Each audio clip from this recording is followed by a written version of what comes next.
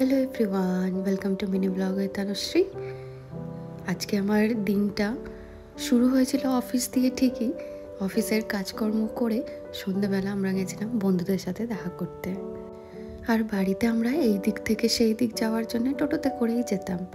আর টোটোতে ওঠার সাথে সাথে আমার ছেলের সেই উচ্ছ্বাস কী যে বলবো। মানে আমার ছেলে জীবনে প্রথম টোটোতে চেপে খুবই খুশি। আবার ওর ঠান্ডাও লেগে গেছিলো জানেন টোটোতে চড়ে। আর আমাদের সন্ধেটা ছিল পুরো বন্ধুদের হাসিতে ভরা, যেন পুরনো দিনগুলো হঠাৎ করে ফিরে এসে আমাদের পাশে এসে বসলো। আর আমি ভিডিও করলে আবির আমাকে রাগাবেই রাগাবে। আমরা প্রচুর স্ন্যাক্স আইটেম অর্ডার করেছিলাম।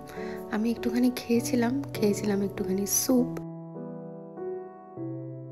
বন্ধুরা শুধুমাত্র বন্ধু নয়, এরা হচ্ছে জীবনের সেই অংশ যারা পুরনো দরজা খুলে দেয় আর মনে করিয়ে দেয় আমরা কতটা বদলেছি, কিন্তু তবু কতটা এক হয়েই রয়ে গেছি। আমাদের আড্ডার মাঝে সবাই আবার টুক করে একটু আইসক্রিম অর্ডার করেছিল, যেটা আমি খাইনি। আর এইটা ছিল আমার সেই বান্ধবীর বাড়িতে খাওয়া দাওয়া। অল্প করে খেয়েছিলাম, ও প্রচুর খাওয়া দাওয়ার আইটেম করেছিল। আর ওদের সাথে ছোট্ট করে একটা সেলফি তুলে নিয়েছিলাম। আড্ডা জমে উঠলে সময় যে উড়ে যায় তা বুঝতেই পারলাম না। সন্ধে নেমে এলো, অনেক রাত হয়ে গেল। এবার তো আমাদের ফিরতেই হবে, কিন্তু মন আর ভরলো না বন্ধুদের সাথে এইভাবে দেখা করে। মনে হলো যেন আরও কত কিছু গল্প, কত দেখা এখনও বাকি। চললাম এবার আমি ব্যাঙ্গালোরের পথে। আমাদের ফ্লাইট ছিল ভোরের দিকে। আর আকাশটা দেখুন, কমলা রঙটা পুরো মিশে গেছে সকাল না হতে হতেই।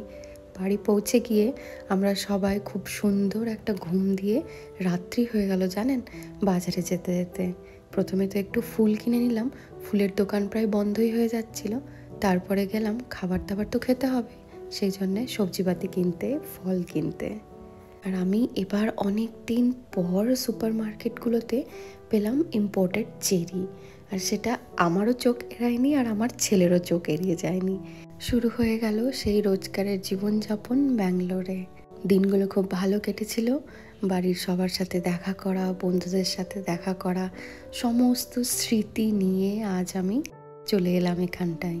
আসলে কি জানেন, জীবনটা বড় কিছু চায় না, চাই এরকম ছোট্ট ছোট্ট সুন্দর মুহূর্ত, যে মুহূর্তগুলো আমরা থামিয়ে রাখতে পারি না কিন্তু মনে জমা করে রাখি। যাই হোক, আপনাদের আজকের সন্ধেটা কেমন ছিল জানাবেন। আসবো আবার আরেকটা ব্লগ নিয়ে খুব তাড়াতাড়ি। সবাই ভালো থাকবেন, টাটা।